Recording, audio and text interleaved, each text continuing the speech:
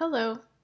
In this video, I'm going to show you how to do a one-point perspective drawing. If you are working on site in Ophelia Parish, then you should find a space that is relatively long, probably a hallway or a large room that you have access to, and position yourself so that you are perpendicular to the length of the hallway and you are parallel to the distant wall that you are facing. And make sure that people are able to move around you in the space safely. If you need to work from home for this project, then you'll need to find a space that is as large as you can access and position yourself on one end of that space.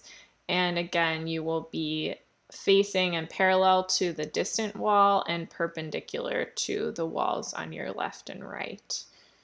For both drawings, you want to pick a composition that you are looking forward to spending some time with. So you also might want to pick a space that you actually like.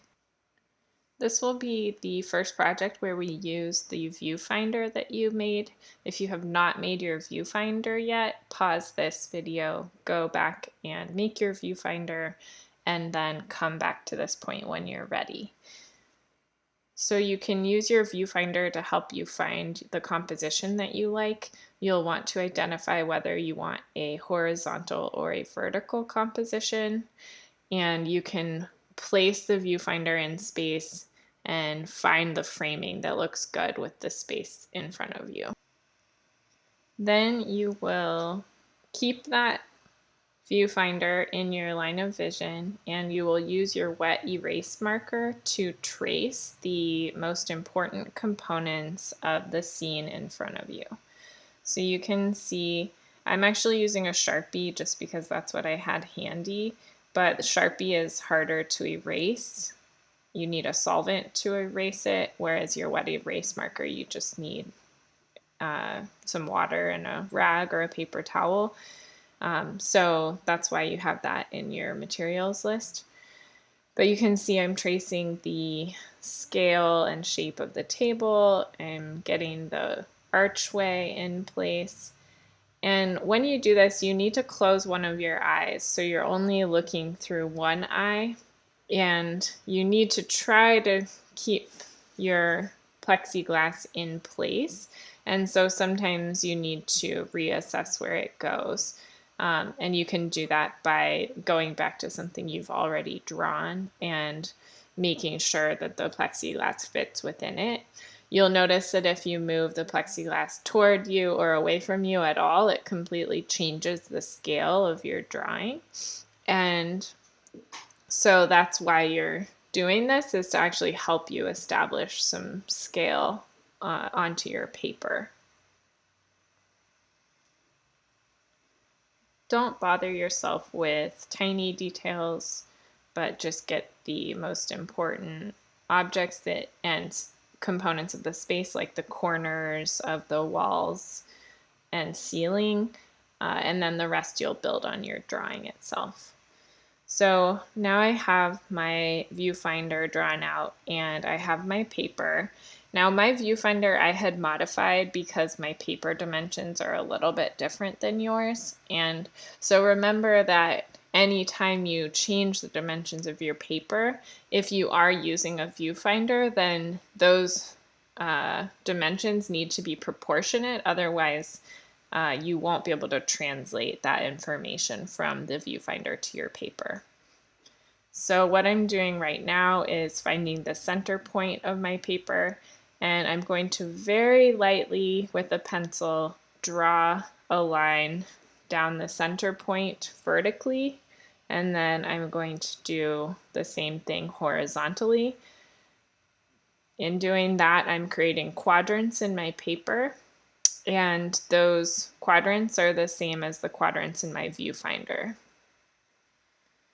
Once you have that grid in place, then you are going to use your viewfinder to chart the basic positioning and scale of the components that you drew in. So I know that my viewfinder is 1/3 scale of my paper. So if I really wanted to, I could almost create an XY axis and I could plot different points by measuring them on my viewfinder with a ruler and then multiplying them by 3 and then charting those same distances onto my paper. That's a perfectly legitimate way to go, but the way I like to do it is a little bit more generalized. So I tend to divide the quadrants into proportions such as thirds or quarters, and I look at some of the lines that I've drawn relative to those distances.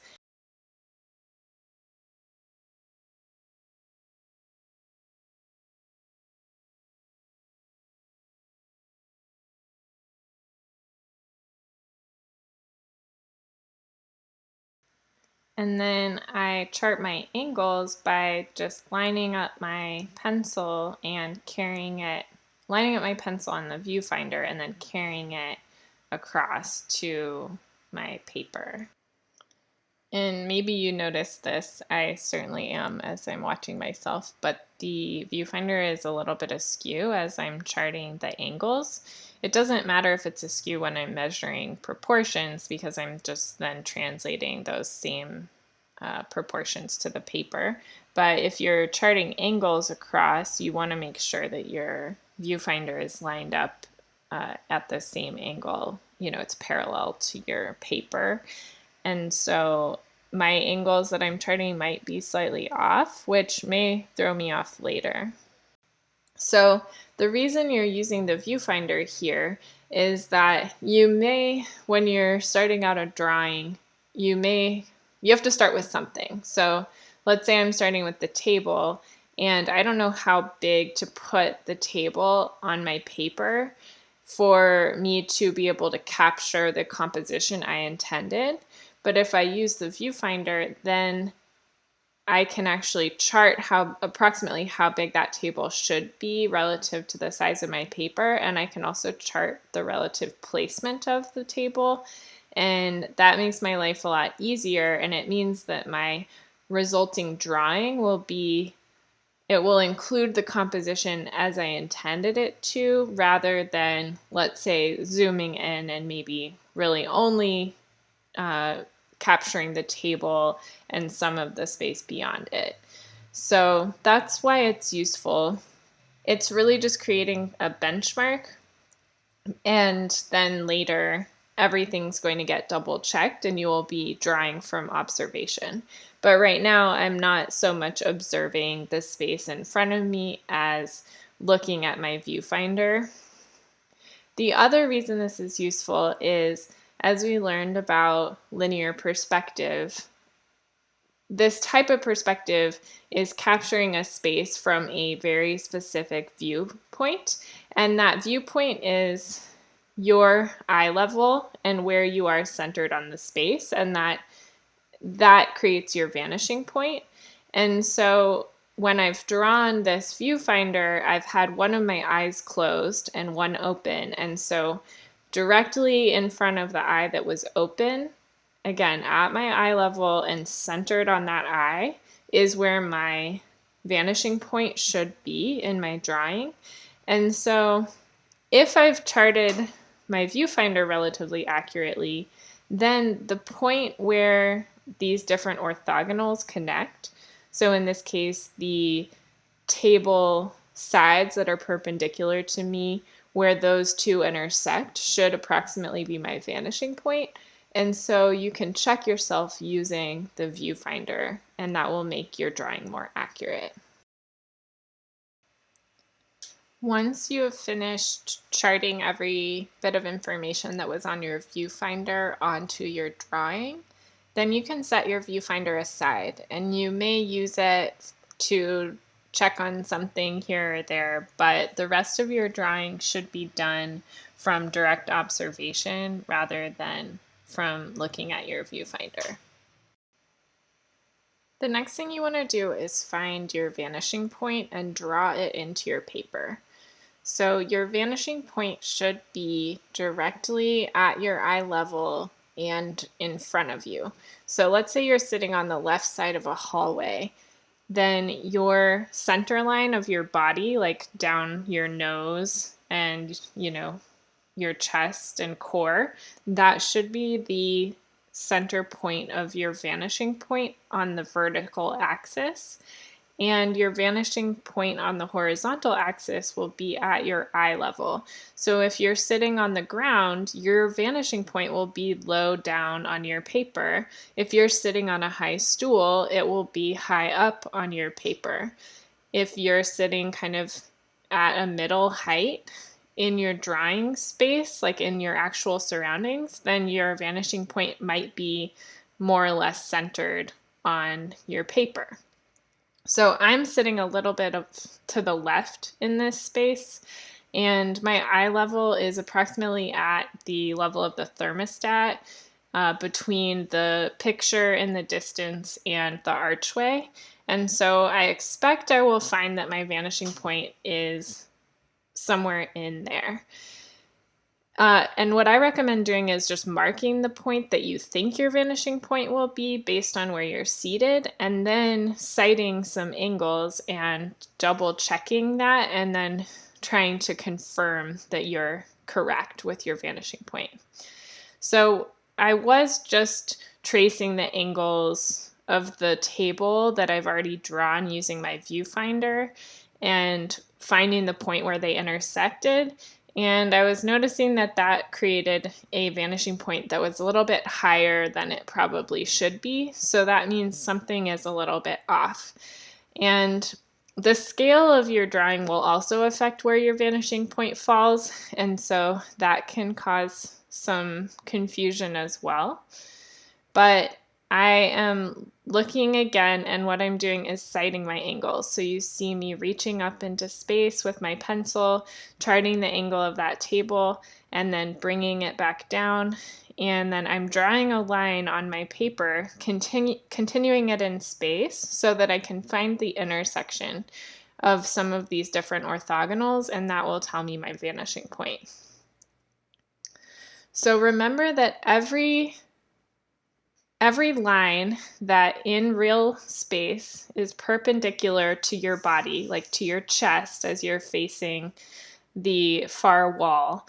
So every wall or piece of furniture or corner that is perpendicular to you is an orthogonal, and it will be receding to the same vanishing point.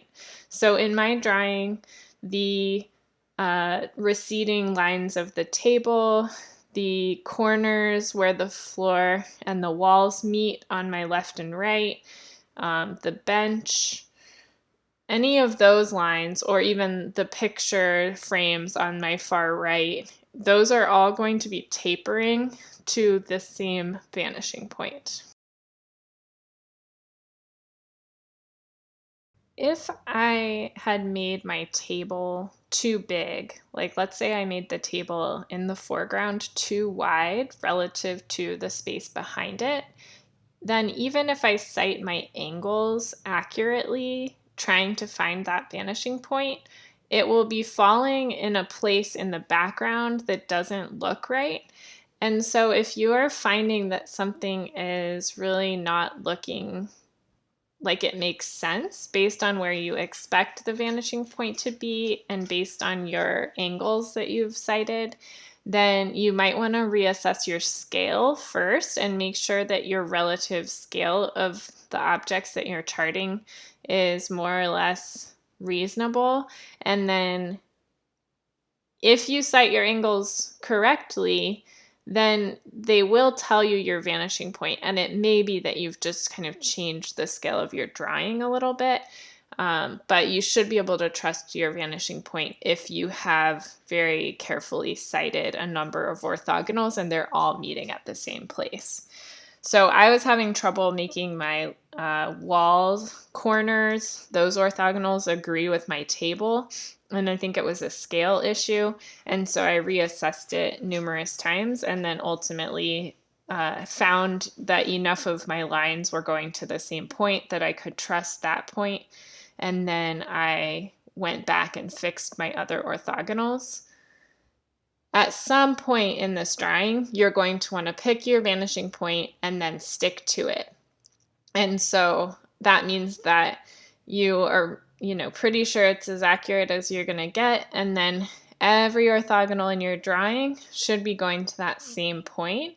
And then your drawing will at least look perspectively accurate, even if there are some scale issues or that kind of thing. You can see that I have established an area where I know my vanishing point is, but it wasn't quite agreeing still, and so I know something's wrong. So I decided to go back to my table and really establish its proportions, and then to build my drawing around that. And so that's why I sort of switched to drawing some of this detail in the foreground, and then in short order I'm going to go back to my vanishing point and double check it and pinpoint it. Then I'm drawing the vanishing point directly onto my paper, and I'm leaving it there until the very end, or at least until every single orthogonal is well established and drawn in. Now that I'm finally happy with this vanishing point, I have this tool that I can use to draw all of my orthogonals from.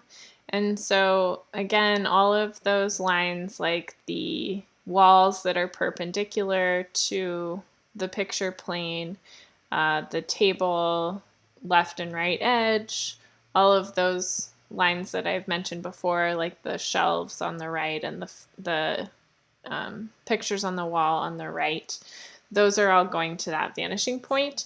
And so I can use a long ruler to draw those corners, and that will make your life really a lot easier. And while it may seem more overwhelming to draw a space in perspective than it did to draw the planes in space assignment or the papers on wall assignment, you're really just using the same skill set. So you are citing relative proportion, you are citing angles, and you are charting them down to your paper. And not only that, you've already drawn the sketch of this entire space using your viewfinder. And so if you cite something and then bring it to your paper and find that it doesn't match, then that is something that tells you to pay attention and find the inaccuracy, whether the inaccuracy was in your citing or perhaps it was on the viewfinder. Remember that the viewfinders are not faultless. You can actually be holding them at a little bit of an angle that's not parallel to the distant wall, and that can affect your perspective. You can wobble them as you're drawing, and so they aren't going to be perfect. They're just a tool to get you started. So you can see me using my finger method to chart, proportions like thirds, or to say, okay, how long is the bench relative to the table, or how tall is the table depth relative to its width, or how big is this drawing framed on the wall relative to the back length of the table, those kinds of comparisons. Also keep in mind that all of your verticals will remain vertical. So things like the table legs or the vertical axis of the drawing framed on the wall, or those archway sides, the vertical part of them, those will stay vertical in my drawing as well. As soon as you start drawing your verticals at an angle, it'll usually give your drawing that kind of funhouse feeling of things being topsy-turvy. So you probably don't want that and you definitely don't want it for this assignment.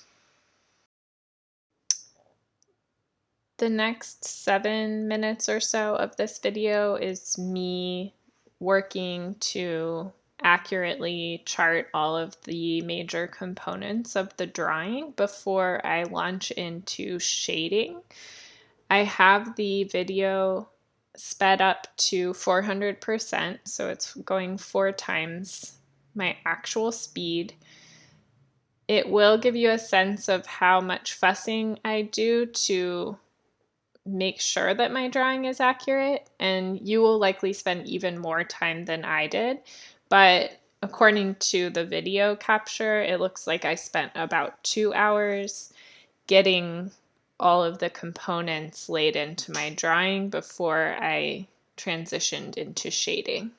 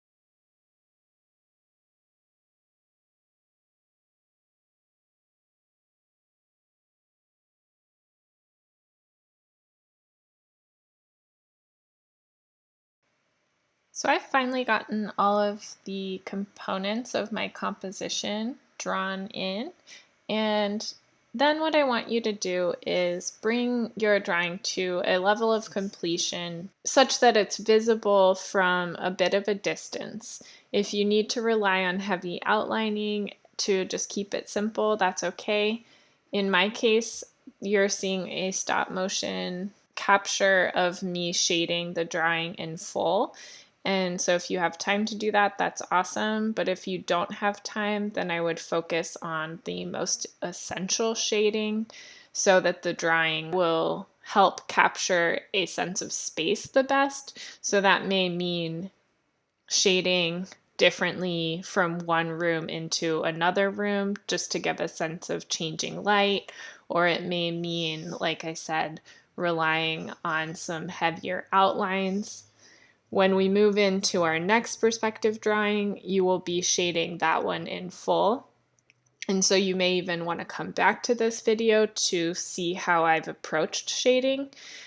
You can see that I'm only using 2 pencils. I have an HB pencil that I'm using for more detail, but also for putting more pressure in some areas.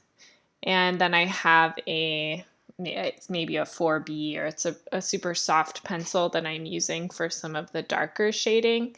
And then, well, initially I was using my gum eraser to erase these light lines. I'm now mostly using my kneaded eraser to do more subtle and detailed shading and erasing to bring out highlights and to minimize smudges.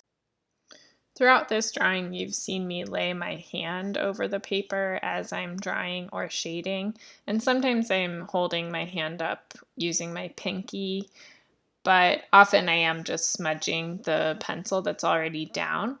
So you can avoid that by putting a sheet of paper under your hand or mostly keeping your hand up off of the paper, but I didn't want to do that because it would block my drawing process. But the smudging can also create some atmosphere, and as long as you don't rub it too deeply into the paper, your kneaded eraser will do a great job of pulling highlights back out of that, and so sometimes I use that to my advantage when shading as well. All right, so this is my finished 1-point perspective drawing of my dining room. Yours does not need to have this level of shading, but if you do have time during the assignment time frame to bring it to this level of completion, then that would be great.